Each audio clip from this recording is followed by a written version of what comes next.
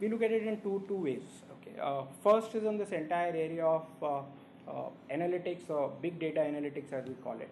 How can that help our sales team to sell to the customer what he or what that particular customer wants? And the second area is in terms of educating the consumer / the customer as to what is right for him or her, and therefore enabling them a greater choice and helping them in this process of choice making. The first I would say lies more in the area of sales, and the second is somewhere more skewed towards the marketing function. But let's say what are we doing in the area of this entire area of insight-aided sales? So one key area that we look at, or we've sort of moved on, is in this entire predictive analytics space. So today when our sales resource or salesperson team member goes to a particular customer, he or she is equipped with what the entire history has been in the past, what are the behavioral patterns, what's been moving faster, and therefore enables him to provide the right assortment to that customer. Now what this does, while this is a shift from our earlier approach, so what this right assortment availability at the customer's end does is twofold.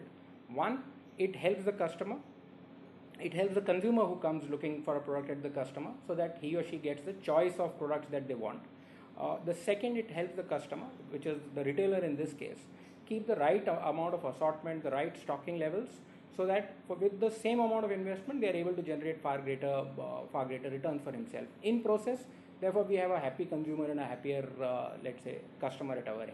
The second bit in the area of is in the area of educating the consumer. So what's happened is that because the consumers got far greater choice, because there's now a wider assortment available, they also need to sift through as to what's available and what's really relevant for them. So what we are engaging in is a far greater presence on this digital media space and the social media space. So be it a Facebook or be it a Twitter, with our relevant brands, and make them aware as to what is it that our brands, our products have to offer, what's the proposition, what's in it for them, and how is it relevant to them. So when he or she is making a choice, he knows the entire facts, they can compare, evaluate, and then make the choice. Because at the end of the day, we do believe that our brands are strong enough to come up front in the race of the choice, or in the choice that the consumer is making. So to summarize, greater presence on social media, greater engagement with the consumer on the social media, which is a direct approach.